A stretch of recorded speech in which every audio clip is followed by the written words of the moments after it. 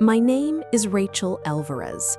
I'm 21 years old, and yesterday I stood on the porch of what used to be my childhood home, staring at 3 black garbage bags.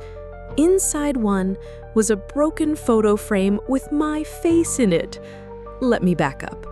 I'm a junior at USC, pre-law, scholarship student, the good kid from a working-class Latino family. This spring break, I drove 4 hours from Los Angeles to Stockton, California, with a car full of laundry and care packages I'd bought for my little brother.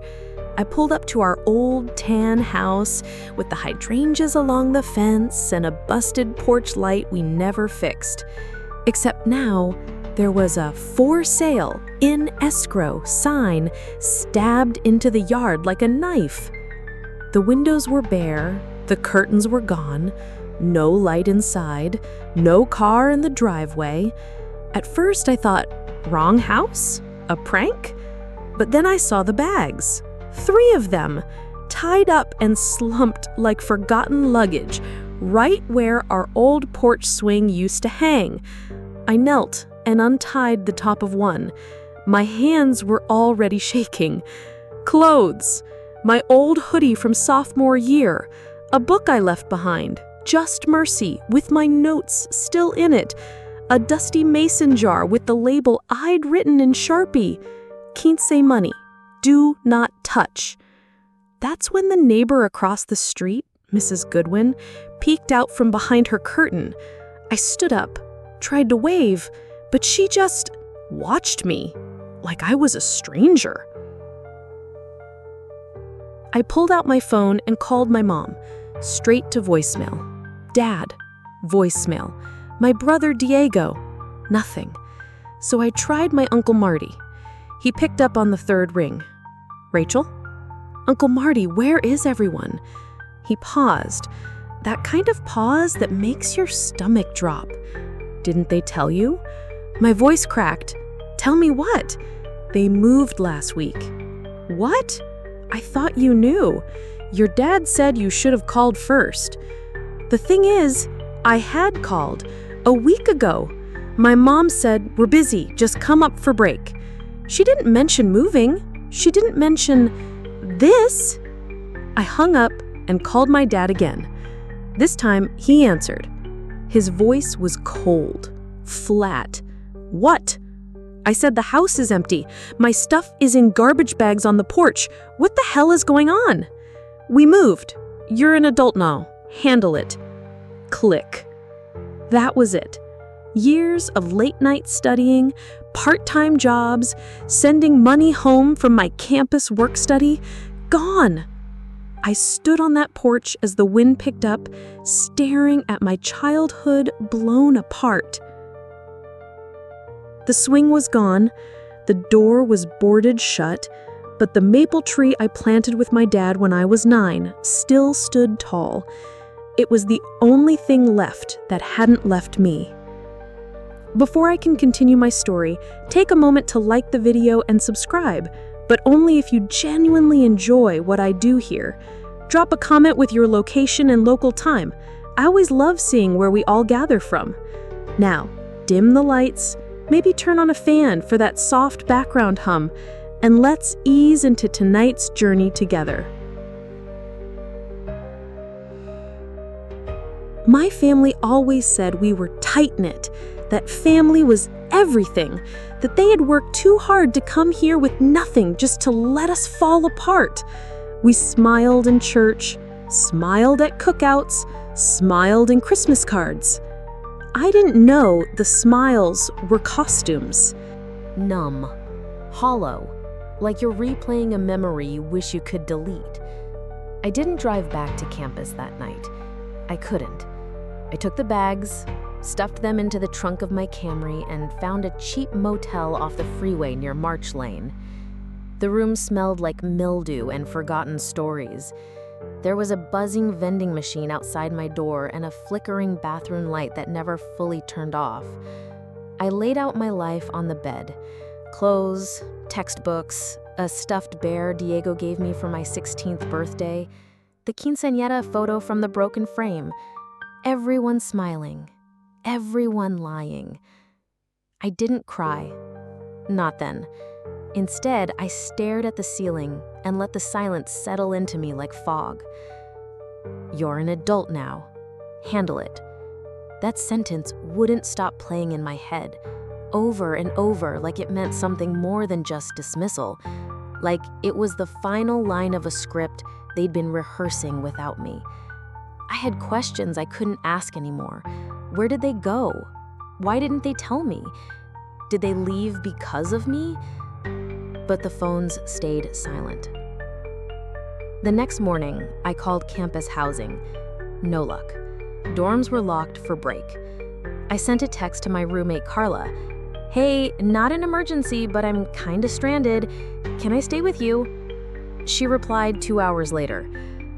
Girl, I'm in Palm Springs. Sorry." I stood in that sticky motel bathroom, gripping the sink with both hands, and whispered, "What now?" to no one. Then I remembered Dr. Monroe. She was my constitutional law professor. Older, intimidating at first, but real. She once told us in lecture, "The law doesn't just fail people, sometimes it forgets they exist." I had office hours with her twice a month. She always asked about my family. I always lied. My hands trembled as I dialed. It rang twice. Monroe. "Hi, it's Rachel Alvarez. From your Thursday class?" Applause. "Rachel?" Her voice softened immediately. "Is everything all right?" I inhaled. "No, I came home for break and my family moved out. Didn't tell me. I have nowhere to go." Another pause. Then, "Where are you now?" "A motel in Stockton." "Pack your things. You're coming here." Just like that. No hesitation, no questions about what I did to deserve it. She texted me her Pasadena address and said she'd wait up. That drive felt like purgatory. 4 hours of blurry thoughts and a playlist I didn't hear. I kept the volume on low.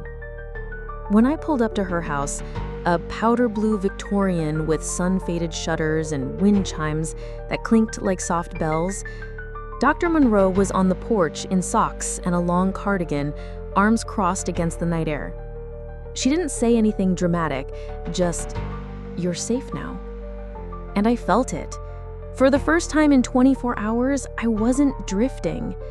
I slept in her guest room that night under a crocheted quilt, surrounded by walls lined with books about the Constitution, feminism, and cats. There was a copy of The Color of Law on the nightstand and a post-it on the bathroom mirror that said, "Wash away the day. Try again tomorrow." That mirror note, it hit harder than any voicemail ever could. I didn't plan to stay more than a weekend. I told Dr. Monroe that the first morning over tea. She smiled the kind of smile that says, "Sure, honey," and poured me another cup anyway. I didn't know how to sit still. Every minute I wasn't moving, my brain filled the space with questions. Did they hate me? Was it Diego's idea? Had they been planning it for months? Had I missed the signs? On day 3, I opened my laptop and stared at my spring reading list like it belonged to someone else. I had just finished briefing a case on exclusionary zoning when Dr. Monroe knocked gently on the door. "You don't have to rush," she said. "I do," I replied. "They already moved on. I don't want to fall behind." She didn't press, just left a sticky note on my desk that read, "Grief doesn't operate on deadlines. Neither should you." She was full of little notes like that, slid under doors, tucked in books. Once I found one inside a cereal box. "You are not disposable." I didn't want to cry, but I did. Quietly, late at night, when the walls felt thick enough to hold my sadness in place. By the end of the first week, I started to help her with the cats. two ancient Persians named Clarence and Ruth. We joked they were the Supreme Court in feline form. One morning, over black coffee and warm toast, Dr. Monroe asked, "Have you ever considered housing law?" I blinked at her. "I'm pre-law, technically." She raised an eyebrow. "You're more than technically smart, Rachel. And housing is where law meets people's lives, especially people like you." The next day, she slid an internship flyer across the breakfast table.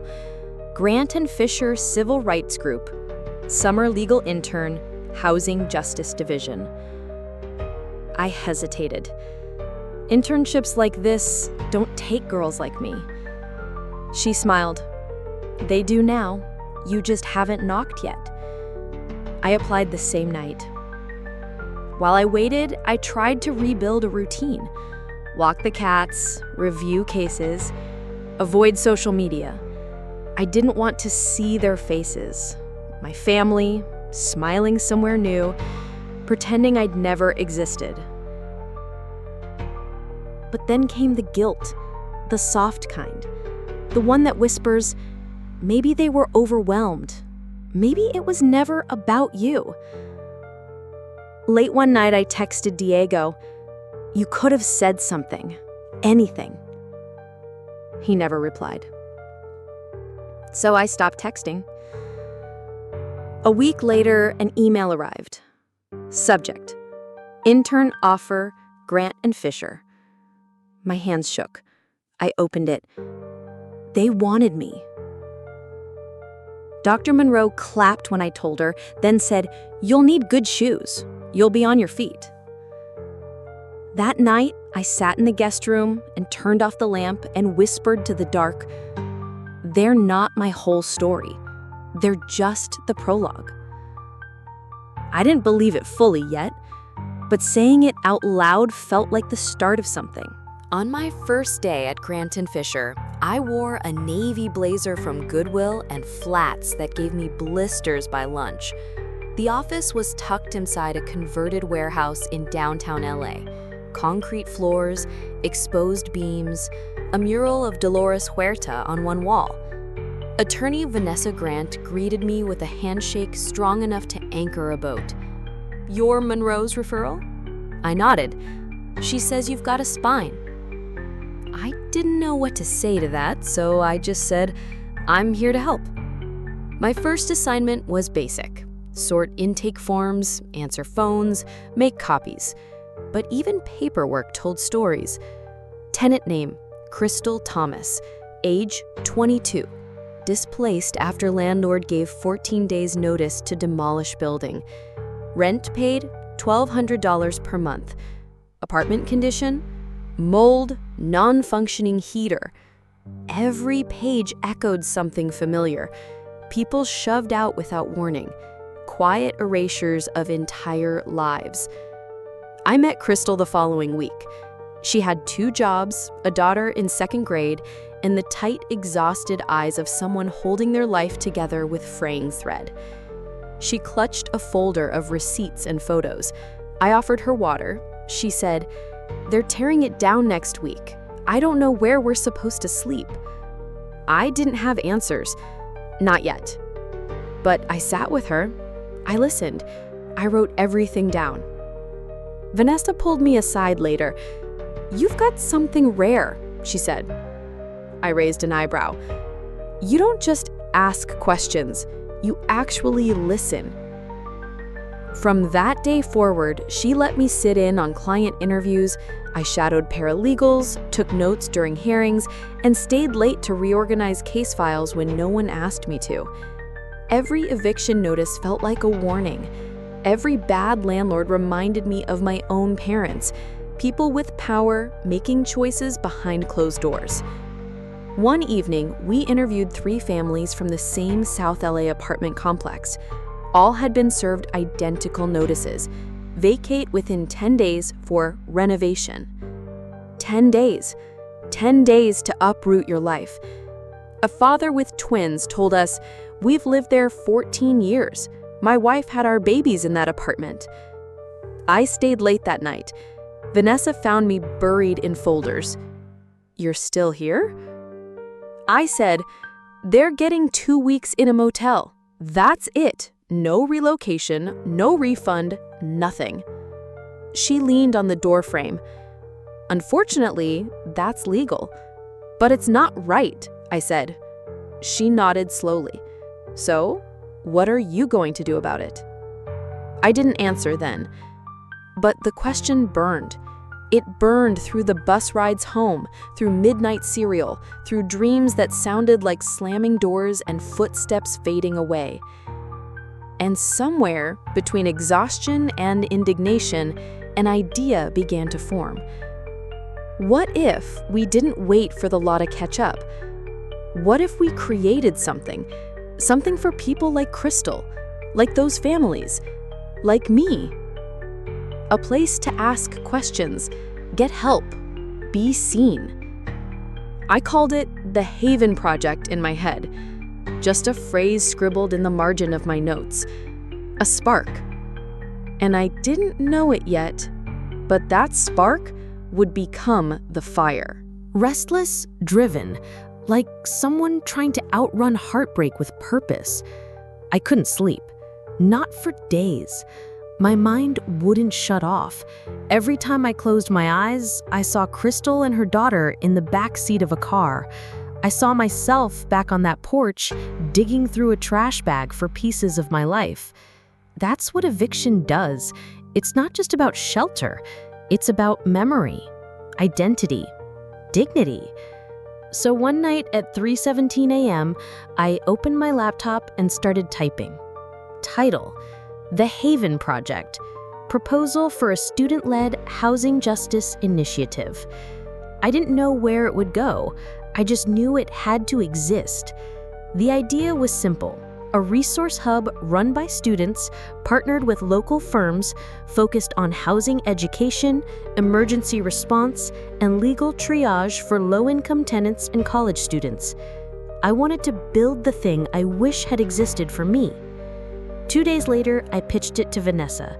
I handed her my messy draft, half-coherent, highlighted, coffee-stained. She read it, no expression, just flipped pages. Then, "You're missing statutes, tenant law precedent, data."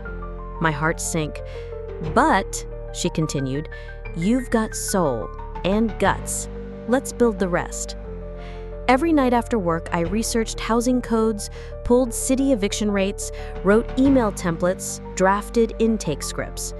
Dr. Monroe helped me revise the narrative section. She made me cut 10 paragraphs of anger and replace them with one sentence. Housing security is a civil right, not a luxury. We submitted the grant application to the California Social Impact Incubator with 2 hours to spare before the deadline. I didn't tell anyone else. Not Diego, not my parents, not even Carla. This wasn't for them.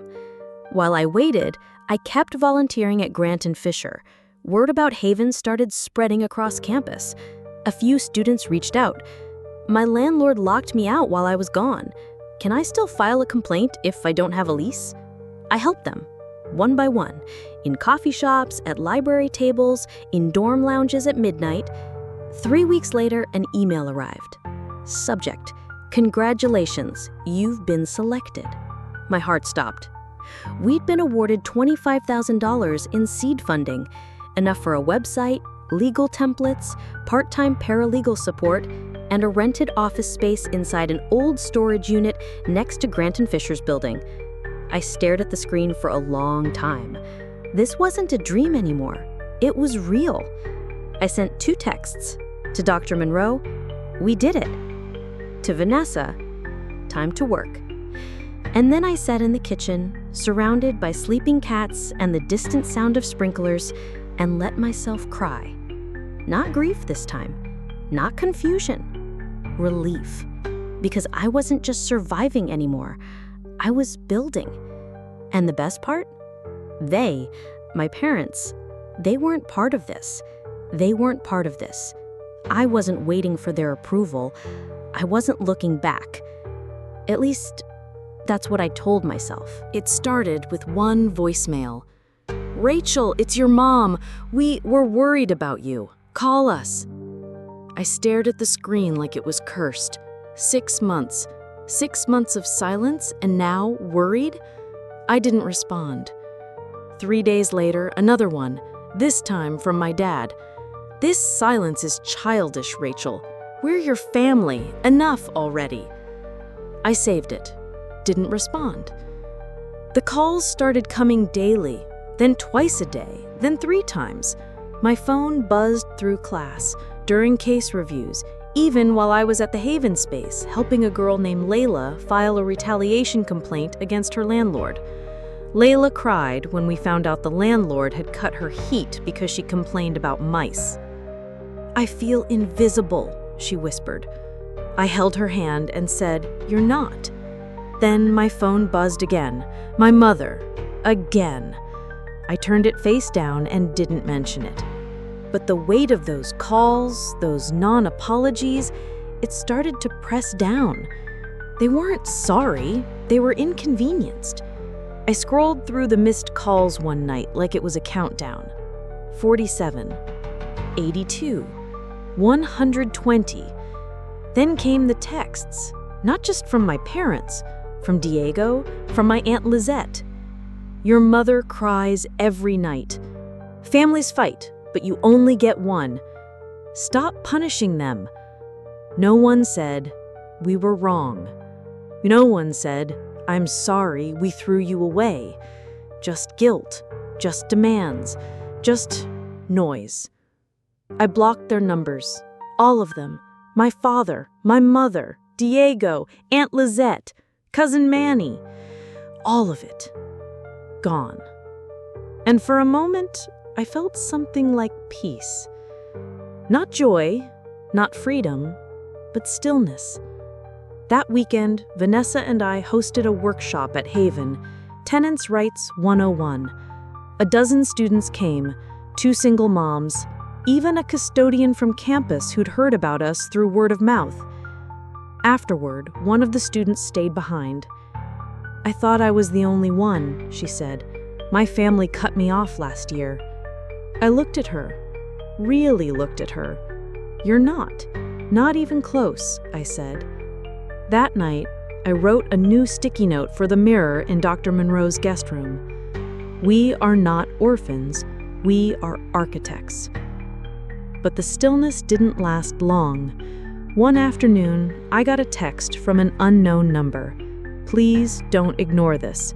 It's about the old house." It was from Mrs. Goodwin, the neighbor. I called her. She sounded breathless. She said, "Someone broke in last night. The house is empty now, but your father asked me to check if maybe you'd come back for something." I almost laughed. "I don't even have keys anymore." "That's what I told him," she said. "But the cops found something. An envelope with your name on it." My chest tightened. "Was it a letter?" "No, it's from a law office in Mexico. Looks official." That's when everything changed. I met Mrs. Goodwin in front of her garage the next morning. She wore her usual blue house coat and a look that said, "I probably shouldn't be doing this." She handed me the envelope, thick, cream-colored, sealed with a red stamp. Bufete Legal Morales y Asociados, La Paz, Baja California Sur, Mexico. I opened it right there on her driveway, hands shaking so badly I ripped the flap. Inside, a letter in Spanish, an English translation, and a bank statement. My grandmother, my mother's mother, had passed when I was 13. I barely remembered her except for the way she braided my hair tight and hummed old rancheras while making tortillas from scratch. Apparently, she'd owned land near a coastal town, quiet, remote. She left it to my mother, who never cleaned it. After her death, the land had been sold and turned into resort condos. The proceeds had been divided between her heirs. One of those heirs was me. According to the letter, my portion had been finalized last March. Last March! 1 month before I came home to garbage bags and a locked door? I stared at the bank statement. Account balance, $431,288.45. The edges of my vision went dark. My ears rang. They knew. They knew I had money coming, and they left me anyway. "Are you okay, dear?" Mrs. Goodwin asked. I swallowed. This was sent to the old house?" She nodded. "Said your parents signed for the first delivery, but they never told you?" I laughed, but it sounded more like a sob. "No, they didn't tell me." She reached out, touched my elbow gently. "Whatever's in there, I hope it helps, not hurts." I drove back to LA in silence, didn't put on music, didn't stop for gas until the light came on. That night, I showed Vanessa the documents. She read them twice. "They signed for this?" I nodded. "Rachel, they committed mail fraud if they concealed this from you." I blinked at her. "I'm not saying press charges, but this wasn't just an emotional betrayal, it was calculated." Dr. Monroe helped me contact a law firm in Mexico. After a long phone call, mostly conducted in her fluent Spanish, they confirmed everything. The inheritance was mine. The funds had been in holding because I was underage when the case opened. When I turned 21, they released it. They had tried to reach me through my parents. They knew. And it all made sense. The sudden move, the silence, the garbage bags, the guilt trip voicemails. They left because they were afraid I'd find out. Or maybe because they wanted the money first. I lay in bed that night, lights off, phone screen glowing, staring at the numbers in my bank app. $400,000. It didn't feel like freedom. It felt like evidence. Proof that I hadn't imagined the abandonment. Proof that I hadn't deserved it. I should have felt victorious. Instead, I felt something quieter. A click. A shift. Like a lock turning. Because now I had something they couldn't take. And for the first time, I realized I didn't need their love to move forward. The Wexler Foundation was everything Haven wasn't. Polished, granite-floored, minimalist, museum quiet. I arrived an hour early, blazer freshly steamed, notes tucked into a navy folder I'd reread a dozen times on the train ride over. The pitch was everything. This grant wasn't just money. It was legitimacy, a chance to scale Haven beyond our scrappy storage unit and serve the city at large. Vanessa met me in the lobby, immaculate in a charcoal pantsuit and lipstick that matched her binder tabs. "You ready?" she asked. I nodded. "Mostly." "Good. Just remember, they're not investing in paperwork. They're investing in you." We were led into a boardroom with high-backed leather chairs and a floor-to-ceiling window that looked out over downtown. 8 people sat around the table: philanthropists, civic leaders, one former judge. The director, William Wexler himself, rose to shake our hands. Ms. Alvarez, Ms. Grant, we're excited to hear about the Haven Project. I connected my laptop to the projector and launched into the presentation. I spoke about our first clients, the students who came to us crying, unsure of their rights. I shared how we'd helped single parents navigate illegal lease terminations, how we'd educated dozens of tenants about relocation assistance, how we'd built it all from $25,000 and passion. Vanessa added legal context, layering case law and policy gaps over my human stories. Halfway through, I saw nods, scribbled notes, even a small smile from the former judge. I was just starting the final slide, Vision for Expansion, when the door opened. The foundation assistant leaned in and whispered something to Mr. Wexler. He frowned, then turned to me. "I'm terribly sorry for the interruption, Ms. Alvarez, but there are some individuals in the lobby claiming to be your family." My blood turned to static. "Your mother and father, and a young man. They say it's urgent." I blinked. For a second, I thought I'd misheard. Vanessa put a hand on my forearm. "Your call," she whispered. I took a breath. Steady. Cold. "Please tell them I'll speak to them after the presentation," I said, each word clipped clean. "This is too important to interrupt." Mr. Wexler nodded. The assistant left. I turned back to the boardroom, clicked the next slide, and this, I said, is how Haven becomes more than a project. It becomes a promise. I couldn't hear my voice, couldn't feel my feet. I finished the pitch on autopilot, answers to questions, follow-up examples, charts. When it ended, Mr. Wexler smiled. "Thank you, Ms. Alvarez. You've given us a lot to consider." I gathered my things with hands that felt like rubber. Vanessa stayed quiet until we stepped into the hallway. "You don't have to go out there," she said gently. "I know," I replied, "but I will." They were waiting in the lobby. My mother stood when she saw me, her face a knot of hope and fear. My father stayed seated, arms crossed. Diego looked taller. He wouldn't meet my eyes. "Rachel, please, we need to talk." I didn't blink. "We will, but not here." There was a coffee shop around the corner, neutral territory, public, no yelling.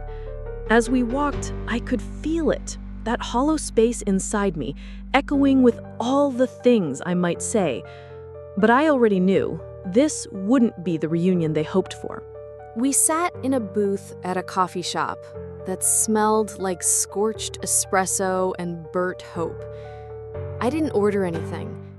Neither did they. My mother kept her purse in her lap like a shield. My father tapped his fingers against the table, like he was counting down the seconds until he could speak. Diego sat between them, his knee bouncing restlessly. "You look older," my mom said. I said nothing. "We saw the article," she continued. "The one about Haven.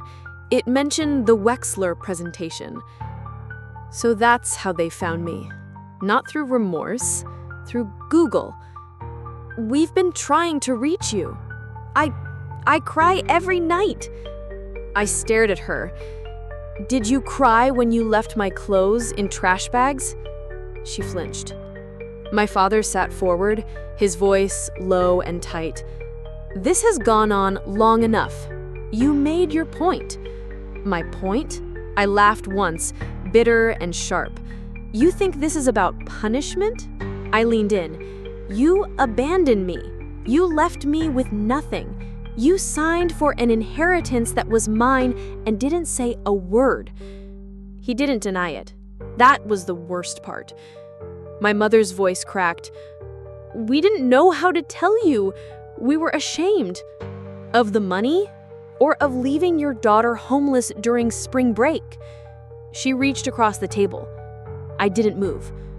"Your father lost his job," she said. "We were being foreclosed on. We thought if we left, started over somewhere new, you thought I wouldn't notice." I cut in. "You thought I'd just disappear." "We thought you'd be better off," my dad muttered. "You had your scholarship, your professors." "I also had a family. Or I thought I did."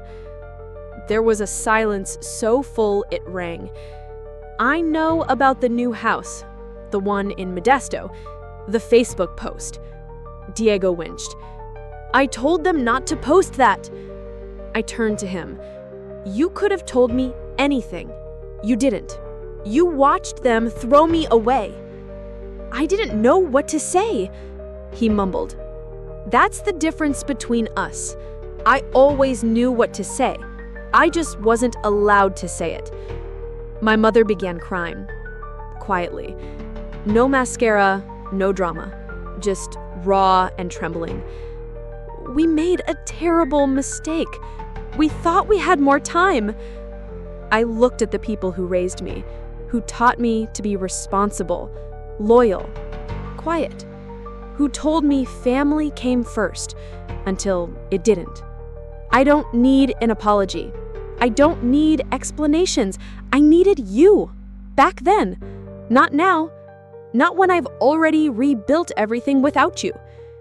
"But we're still your family," my father said, almost begging now. I stood up. "No," I said. "You were my family. But family doesn't treat you like luggage to be dropped when it's convenient." I pulled a 20 from my wallet and left it on the table. Enough to cover whatever guilt they planned to order. "I don't need closure," I told them. "I needed respect. Since I never got that, I'll give it to myself." As I walked out, I didn't look back. I didn't need to. I knew who I was now. Empowered, peaceful, like someone stepping fully into their new life. The call came 2 mornings later. I was standing in the Haven office, well, our closet-sized converted storage unit, organizing intake files when my phone buzzed.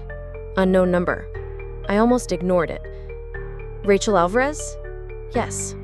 "This is Marianne Chang from the Wexler Foundation. I'm calling to congratulate you." The world slowed. "You and the Haven Project have been selected to receive the full $300,000 grant," she said. "Additionally, the board has approved a supplemental $50,000 for operational expansion." I didn't speak. Couldn't. "Miss Alvarez?" I exhaled. "I'm here. Thank you. Thank you so much." After we hung up, I sat down on the floor. Cross-legged between donated filing cabinets and a half-broken printer, I cried. Not the quiet motel tears from months ago, not the choking tears I swallowed in coffee shops.